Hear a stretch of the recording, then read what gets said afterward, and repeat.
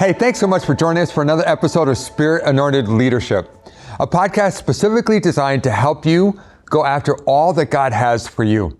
I'm so delighted to have my friend Elise Zuber with me. Elise, man, it's so great to have you. So I've been privileged to know Elise, I don't know how many years now, 4 or 5, maybe something like that. And then I was blessed to be able to invite you onto the Great Lakes Region staff. So I'm blessed now to work alongside of you. And Elise is just a wonderful, dynamic woman of God. And it's great to have you here. And I don't actually know how many podcasts in this series we're going to have. Probably a couple would be my guess, because we've got a lot to talk about.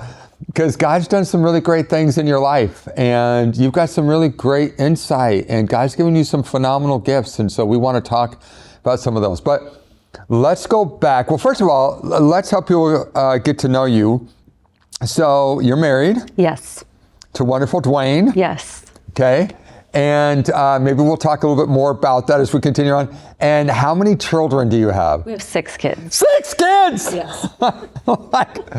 Whoa! 4 girls, 2 boys. Whoa. Okay. 4 girls, 2 boys. Could there be more drama than that in one house? No. And do you add to that drama? That's what I want to know. Probably. Okay, so let's go back, 6 kids. Let's go back to your upbringing for a little bit. So, because there are some really cool things. God was actually working in your life from the time you were a little girl. So let's go back to when you first sensed the Holy Spirit was inviting you into some things. Would you talk about that for a minute? Absolutely, yeah. My parents were very faithful at bringing us to church every Sunday. Okay. If the doors were unlocked, we were there, which was an amazing thing. So I fell in love with Jesus early in life. Yeah, I actually remember kneeling by my crib to ask him into my heart. So I was quite young. Either that or you lived in your crib till the time you were a teenager. Perhaps. I should probably get clarification from my mom on when I moved to a big girl bed. But yeah, we were in church one Sunday, and there was a guest preacher there, and he started talking about how somebody in the congregation was being called into ministry. He really felt like there was at least 2 people being called, and if you were one of those people, to stand up. And it was one of those Holy Spirit moments where there was nothing in me that could keep me down. I was shaking, and you get that adrenaline rush, and I just knew it was me, and I stood right up and felt like, I think I was 7 or 8 years old. Very, very young, no understanding of what I was standing up for, no context for what it meant to be a female in ministry either. Didn't have any really role models. It was not a church that affirmed females in ministry at all. So, nothing happened from that. It was just, I stood up, and that was it. You stood up and then you sat back down. Correct. But there was this sense in which you knew that the Holy Spirit was speaking to you, even as a 7 or an 8-year-old. Yes. Like you would have been disobedient if you didn't stand up. 100% disobedient. And so you stood up in that moment, and then unfortunately you sat back down. I did. Because as you said, you had no context. Now, so you weren't in a church, you weren't in a denomination that affirmed women in leadership. But I want you to unpack that for a minute. What did that mean? Therefore, what didn't you see? I mean, Well, let me tell you what I saw. Okay. Women could serve in Sunday school. Okay. Women could lead a choir. Okay. Women could be married to a pastor or a missionary. Okay. That is all I saw. So I never saw a female lead to look up to. I never had somebody to mentor me and guide the way and affirm the calling in me. It was always lacking as a child. So there was so like you said, I sat back down and didn't know what that meant. So. And unfortunately, you sat down for decades. I did. And we'll talk about the completion of that here in a little while. But can I just ask, I've never asked you this question before, how did your parents respond to you standing that day? Do you even remember? They really honestly had no idea what to do with it either. And I'm sure in to show them as much grace as I can, they had no idea what to do with that and probably thought I was just a little kid standing up. Okay. Just kind of like, oh, hey, the pastor said stand up. So well, there she is, Elise, just being Elise. I'm sure, I've never had that conversation with them, but I'm sure in their minds, they just, women can't be in ministry, so therefore, let's just let that go. But there is a sense in which my good friend Dave Gary talks about the fact that when we're obedient to the Lord, that something is deposited inside of us. And there's a sense in which that day, as a 7 or 8 year old, something was deposited inside of you. And if you listen to my friend Dave Gary's story, he talks about the fact that it took a decade for that to begin to be more fully lived out in his life. For you, it took even longer than that. Yeah. But I think there was something deposited inside of you that would eventually begin to come to fruition. But talk to us then. So you went on, you continued to grow up as a teenager, and some things happened in your teenage years that you're willing to be brave and share with us about. I will, yeah. So honestly, it happened shortly after I stood up. I was a 3rd grader, and I went through a very traumatic event in my life. Unfortunately, a friend's father molested me and was molesting her too, and so that really derailed me. And as I was growing up, I still very much loved Jesus. I loved him with all my heart and soul and mind, but yet I needed to work out that trauma. And it was we were in this generation where you didn't really know what to do. My parents didn't know what to do with that trauma. They didn't know that I should go to counseling. They didn't know I should seek out mental health support or anything. And so it was like, oh, she looks fine. She's living her life. So we're just going to let it be and pretend like it didn't happen. Yeah. So I worked out that trauma in my life. So even before we go there, I just think, and this is going to make me cry, but I just think some of the horror of that for you was that this guy ends up hardly being, punished at all. Yes. Like he goes before a judge and talk to us about that for a minute, if you don't mind. I know that's awful, but talk to us about that for a minute, because he goes before a judge. And what was it like? He was going to be allowed just to be in prison on Saturdays or something like that? Yep, so he was given 6 weekends in jail so that he could continue to work and not lose his job. So that was, it sent a very strong message to me that, I had no value, that I wasn't worth anything. And I really believe that was instrumental too for me as I was trying to integrate my trauma into my life and figure out who I am. Yes, I love Jesus, but obviously I'm worth nothing.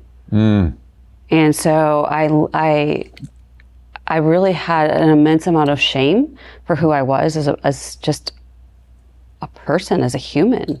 I have no value, and yet here Jesus is still wooing me. And so I did end up living out that trauma and found myself in a very toxic relationship in high school. Okay. He was older than me and very emotionally, sexually, and physically abusive. Found myself pregnant at 16. My parents then,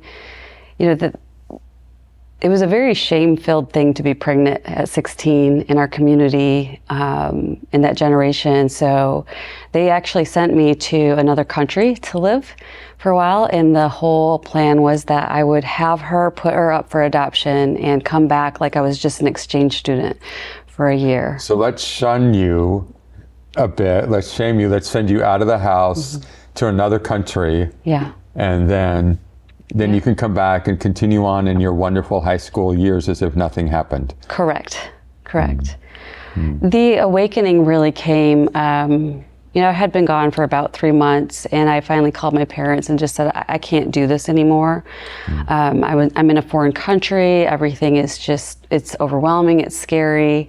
And you're traumatized from what happened when you were a little girl, right? I mean, you're still... Yeah. You're working through that trauma that was, and again, in those days, they didn't talk about counseling. They didn't talk about all this, and you feel like you're not worth anything. And so there's all this trauma that's happening. And on top of that, a human is growing inside of me, and I have no idea what's happening to me. And there might be a hormone or two that's going on. Just a few. So I was there about 3 months, and I called them and I said, I'm amazed that you made it for 3 days, let alone 3 months. I had good people helping me. Okay. We came home. They allowed me to come home, I guess was a better way to say it. I just said, I don't care if I'm homeless. I need to come back to the United States. I need to be by people I know. And it was really hard for them. And honestly, Chris, they did what they knew how to do. They did the best they could. I don't blame them at all. I'm not angry with them. Sure. I'm not bitter at all. I've seen you interact with your parents. I've been at your home when your parents are around, and your relationship with them is really healthy and strong today. Yes. Yeah. So it's good, and God has really redeemed that whole story. But what that did for me in my call to ministry was it really kind of convinced me, like, you're not worthy, you're not called, you have completely disqualified yourself from any further ministry. So it was during that time when we came back, we started going to the same church again that I was at when I was a little girl and called into ministry, except for that church, they really shunned me. They didn't want their daughters to be like you. Yes, and so I was kind of treated almost like I was contagious. And kind of just excluded from the youth group again, and really told that I didn't belong. I think the hardest thing was being called a very derogatory word. Nobody bothered to ask me the story, what happened, how I found myself in that circumstance. Nobody bothered to say God's forgiveness and grace is big enough for you. Nothing. It was just a shunning. And so we left that church and started attending a Wesleyan Church as a family. It was the largest one in the community at the time.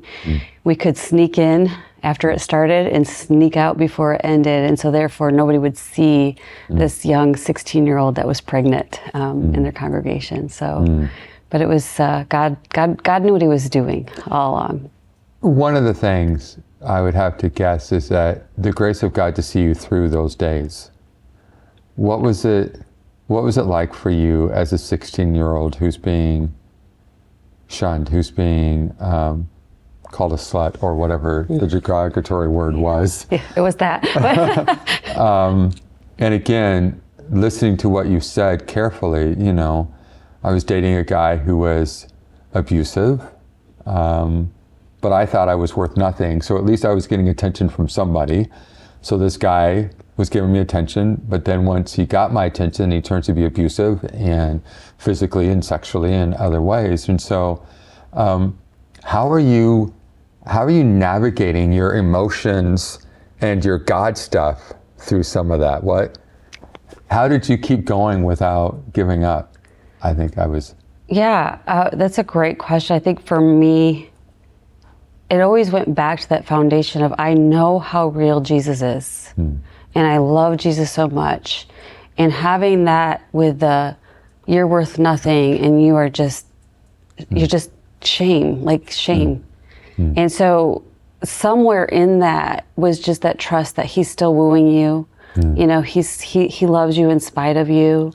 There was something in me that knew that shame story was not mine to keep holding on to. Amen. And I think that got me to continue to keep going. press forward. Yeah, put one foot in front of the other, even when it's really hard. So you end up having this beautiful baby girl. Yes. And that beautiful baby girl is now an adult. Yes. And married herself. And just a neat story. And then you met this guy in church. I just think this is funny. So why don't you go ahead and tell that story for 60 seconds? I think that's funny. So my husband was working on staff at the church at the time as a facilities guy on Sundays only. It was his college job. And I would watch him every Sunday, and he would be passing out the little sermon outlines, running around, and I kind of took notice of him. And we were actually in service one Sunday singing, and Jack Lynn, who works for the GLR, was leading worship. Really? And well, that's because Jack's 105 years old. Exactly. So well, I'm not, so maybe he's not that old. But you were young at that time. I was super young. Anyways, we're singing, and Holy Spirit, I know it was Holy Spirit, said, you are going to marry him. And he's way across the auditorium. So you see this guy who's a facilities guy, who's passing out sermon notes on Sundays or whatever, and you see him, and the Holy Spirit says, you're going to marry him. You're going to marry him. And my response to Holy Spirit was, a good church-going guy like him would never want a girl like me. But God proved me wrong, because a couple weeks later, I actually met him because of my daughter.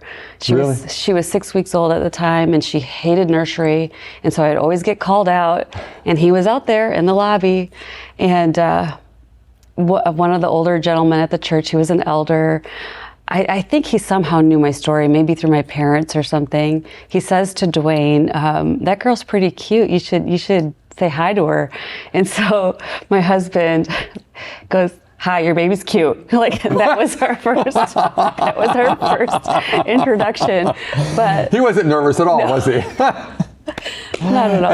And I hope this is totally appropriate, but I've seen pictures of you. You showed us a picture not long ago of you when you were that age, holding your baby, and you were this really attractive young lady. And so Dwayne's like, "Okay, I got to figure this out, but maybe if I say that the baby's cute, I can get away with this." Right. But that ended up starting a friendship that led to a relationship. Okay, and, that ended up. We got married. And a wonderful marriage relationship. And Dwayne is a great, great guy. He's amazing. Yeah, loves Jesus and loves you, and that's really, really cool. Yeah. So you went on in your career. So you ended up, and so what did you do in your career? Yeah, so because I still in my mind felt very disqualified for ministry, and also still honestly didn't have a lot of context for women in ministry at all. There was not a lot for me to see there. So I became a social worker and eventually became a therapist and spent some years in the counseling office doing that. And it was great, and it served a season. I will say that I did take a hiatus and raised 6 kids. Yes. Would have been a bit much to juggle both. But continued in social work, had a blast doing that. But then there was this one Sunday. Well, don't go there yet. We're going to come back to that. Okay. Because I want to, you've got, you're a social worker, you've got some education in psychology, you've got some education in those things. Yeah. I want to, in our second episode, I want us to talk about what happened on that Sunday. But I want you to talk for just a second about mental health in pastors. Oh, sure. Today. Okay. Like, as a trained professional, which is part of what you are, what do you see in pastors today? And now that you are one, and we'll talk more about that in episode number 2, do you think that pastors take mental health of themselves as seriously as they should? No. No, I do not. I think that a lot of pastors, and sometimes myself included, I'm not trying to throw anybody under the bus, but I think we have this image that we have to have it all together all the time. We also really tend to feel like emotions are the enemy, as opposed to maybe it's just a check engine light. And so we're dealing with this. I have to have it all together all the time, and so we have a pride issue, a little bit of a pride issue. I don't want to be I don't want to be seen as weak. I don't want to I can't be vulnerable. I'm supposed to be leading this flock, and then I'm sad right now. That's the enemy or whatever. But maybe it's just a check engine light, that there's something that you need to look into and explore a little deeper, as opposed to. Sometimes we get sad. Even Jesus got sad, and that's okay. Right. Yeah. Yeah.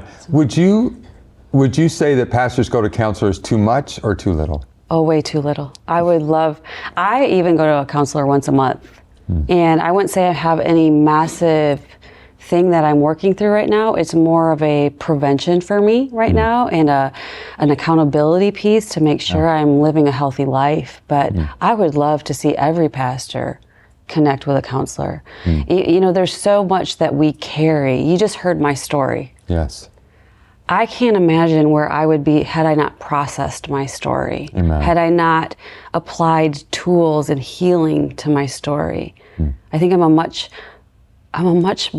better daughter of Christ. Amen. I'm a much better pastor because I was willing to look back there. Yes. I can even to this day go, you're feeling that inside because of what's back there. So now what tool can you apply to that? And that's because of counseling.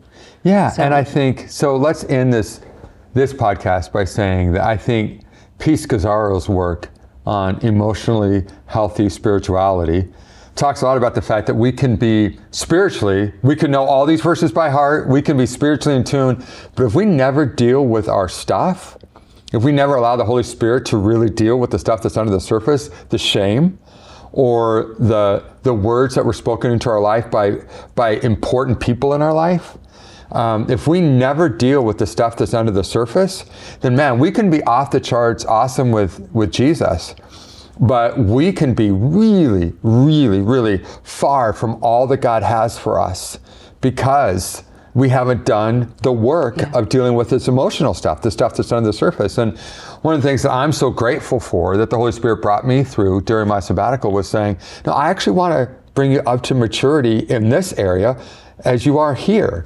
And so I just want to say thank you, Elise, a deep-seated thank you for your willingness to be vulnerable. I also want to encourage you, please come back for our second episode because you got to hear the rest of the story. But I also want to say thank you for being vulnerable enough to say that, look, pastors need this, and we all do. And I just want to challenge you, please think through, is there anything that's holding me back? Stuff from my past, trauma, stuff I've never really dealt with, stuff I've just buried, that's holding you back from all that Holy Spirit wants to do in you and through you to bless people around you. And you are so afraid of being found out, when in reality, if you'll let that stuff come to the surface, you'll actually find yourself being so much more relatable to the people around you who will say, yes, they're not perfect. They actually don't walk on water. They're just like me. And that could be monumental when it comes to the impact you can have on the people around you. So thanks so much for being with us for this episode of Spirit-Anointed Leadership. Let's be Spirit-Anointed leaders that care about our souls and what's happening under the surface, as well as our own spiritual walk. Notice that Elise was always in love with Jesus, but there was this other piece that needed to be healed. If that's true about you, let's do that work so you can get healed as well. Hey, would you do me a favor? Would you subscribe to this podcast? It'd be a huge blessing, but also would you share it with someone? My guess is that you have someone in your life that right now is walking out shame, that right now is walking out trauma, that right now is walking out something that happened in their life and they need this podcast. Would you please share it with them? It could be just massively effective in their life of the Holy Spirit working through Elise and her story in their life. So please, would you share it with them? And finally, follow us. That would be a huge blessing to us as well. So let's go be Spirit-Anointed leaders who are mature in our faith and mature in our emotions, okay? Have an awesome week. We'll see you next time.